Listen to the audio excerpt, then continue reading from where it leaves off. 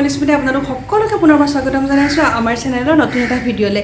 আশা কৰোঁ আপোনালোকে ভিডিঅ'টো চাই ভাল পাব আৰু লগতে লাইক কমেণ্ট শ্বেয়াৰ কৰিবলৈ নাপাহৰিব। আজি পুনৰ ভাবিলোঁ মই আপোনালোকৰ মাজলৈ আহোঁ এটা ৰেচিপিৰ সৈতে, কাৰণ মোৰ চেনেলটোৰ নাম দেখিছে আপোনালোকে অলিস্মিতাছ কিটচেন এণ্ড ব্লগ, বাট মই ভালকৈ ৰেচিপি দিয়া হোৱাই নাই, বহুত দিনেই হ'ল।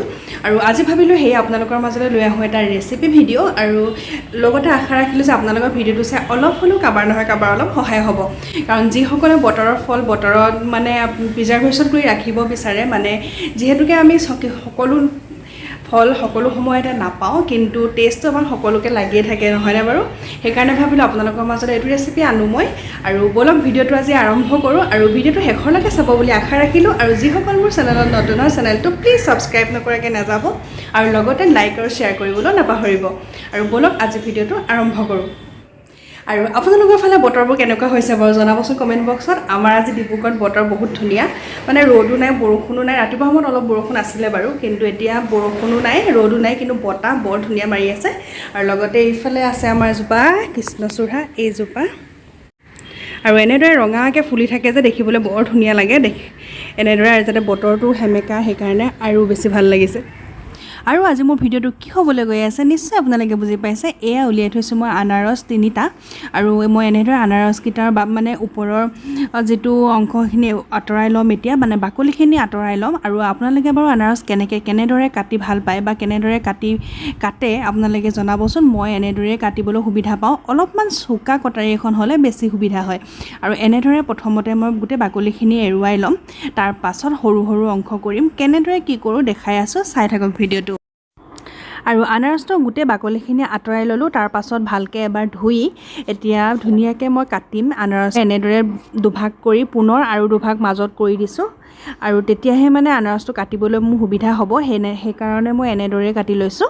আৰু এতিয়া মই এই মাজৰ টান অংশখিনি আঁতৰাই পেলাম কটাৰীৰ দ্বাৰা, মানে গোটেই 4 টুকুৰাৰ পৰাই এইখিনি আঁতৰাই দিম টান অংশখিনি। আৰু এতিয়া নিজৰ সুবিধামতে সৰু সৰুকৈ টুকুৰা কৰি ল'ম। মই এনেদৰেই টুকুৰা কৰি দিছোঁ। আৰু আপোনালোকে মন কৰিলে কিন্তু মিক্সাৰ গ্ৰাইণ্ডাৰটো দি ল'ব পাৰিব। সৰু সৰুকৈ কাটি মিক্সাৰ গ্ৰাইণ্ডাৰত দি আপোনালোকে মানে মিক্স কৰি লৈ তেনেকৈও বনাব পাৰিব, কিন্তু মই আজি এনেদৰে সৰু সৰুকৈ কাটিয়ে বনাম, কাৰণ এনেদৰে বনালে মই খাই বেছি ভাল পাওঁ। সেইকাৰণে মই এনেদৰে বনাইছোঁ আজি, কিন্তু আপোনালোকে মন কৰিলে মিক্সাৰ গ্ৰাইণ্ডাৰত দি ল'ব পাৰিব। আৰু তাৰ পাছত এইখিনি কটা হৈ গ'ল, আৰু এটা কিন্তু কাটিবলৈ বাকী আছে, এইটো আৰু কাটি থকা দেখাই নাথাকোঁ, আৰু এই গোটেইখিনি কাটি মেলি লৈ লগ পাই আছোঁ। আৰু 2টা আনাৰস কাটি মেলি ৰেডি হৈ গ'ল। এতিয়া মই এটা এনেদৰে বাচন লৈ তাতে মই দি দিম গোটেই আনাৰসখিনি। এয়া দেখিছে আনাৰসৰ ৰস বহুত ওলাইছে, কাৰণ বহুত বেছি জুচি আছিলে আনাৰসকেইটা। আৰু এতিয়া মই গোটেইখিনি আনাৰস এনেদৰে দি দিছোঁ বাচনটোত। আৰু আপোনালোকে মন কৰিলে কেৰাহীটো বনাব পাৰিব। কেৰাহী ল'লে আপোনালোকে নন ষ্টিক ল'লে সুবিধা পাব বনাবলৈ, তেতিয়া নধৰে, মানে নহ'লে লাগি ধৰা চান্স থাকে। আৰু গেছৰ ফ্লেমটো মিডিয়ামত ৰাখি মই ঢাকন দি ৰাখিছিলোঁ। এয়া দেখিছে প্ৰায় 4 মিনিটমানৰ পাছত এনেদৰে উতল আহিবলৈ লৈছে। আৰু 5 মিনিট 4 মিনিটৰ মূৰে মূৰে আপোনালোকে চেক কৰি থাকিব পাৰিব, ঢাকন দি তেনেদৰে বনাব লাগিব। আৰু যিমানে বেছি ল' ফ্লেমত বনোৱা হয় সিমানে মানে বেছি ধুনীয়া হয় জামখিনি। সেইকাৰণে মই গেছৰ ফ্লেমটো মিডিয়ামটো লয়ে ৰাখিছোঁ। আৰু এনেদৰে সিজিবলৈ আৰম্ভ কৰিছে, আৰু 20-25 মিনিটমান লাগিব। আৰু এয়া দেখিছে অলপ সিজিবলৈ ষ্টাৰ্ট হৈছে আৰু ৰসখিনি ওলাই আহিছে। আৰু মই হেতাৰে এনেদৰে ভাঙি দিবলৈ অলপ চেষ্টা কৰিছোঁ। আৰু বহুত বেছি মানে কোমল হৈ গ'লে নিজে ভাঙি যাব, কিন্তু হ'লেও মই এনেদৰে হেতাৰে অলপ লৰাই দিছোঁ। আৰু পুনৰ মই ঢাকন দি ৰাখি দিলোঁ, আৰু পূৰা 5 মিনিটৰ পাছত আৰু অলপ ভালকৈ সিজিবলৈ ষ্টাৰ্ট কৰিছে, দেখিছে আপোনালোকে। আৰু এতিয়া প্ৰায় আপোনাৰ 70% সিজিয়ে গৈছে। সেইকাৰণে মই এতিয়া ইয়াত ব্যৱহাৰ কৰিম চেনি।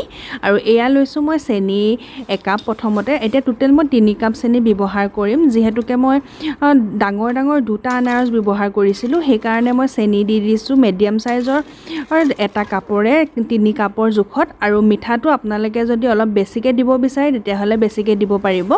আৰু যিহেতুকে মোৰ আনাৰসটো মিঠা আছিলে, সেয়ে মই কম ব্যৱহাৰ কৰিছিলোঁ।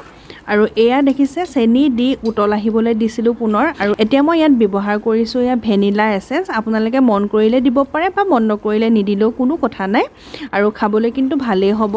আৰু এনেদৰে এচেঞ্চটো দি দিয়াৰ পাছত দেখিছে কালাৰটো অলপ ডাৰ্ক হৈ গৈছে। আপোনালোকে দিব মন নকৰিলে নিদিলেও কোনো কথা নাই। আৰু পুনৰ মই 3-4 মিনিটমানৰ কাৰণে ঢাকন দি ৰাখি দিছিলোঁ। এয়া দেখিছে ৰেডি হৈ গ'ল আমাৰ আজি পাইনএপলৰ জাম। আৰু এতিয়া মই এইখিনি ভালদৰে ঠাণ্ডা হ'বলৈ দিম, তাৰ পাছত ভালকৈ দেখাই আছোঁ আপোনালোকক।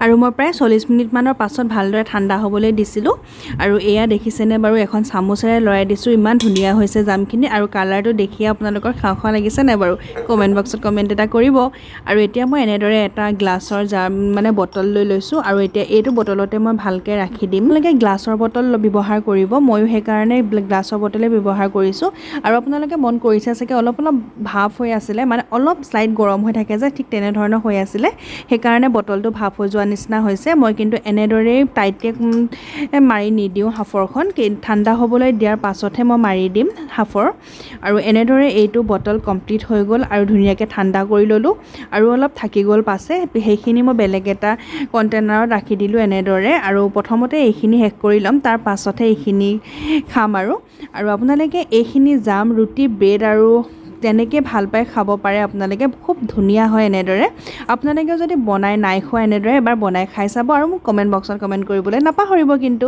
আজিলৈ ভিডিঅ'টো ইমানেই আছিলে কেনেকুৱা পালে জনাবলৈ নাপাহৰিব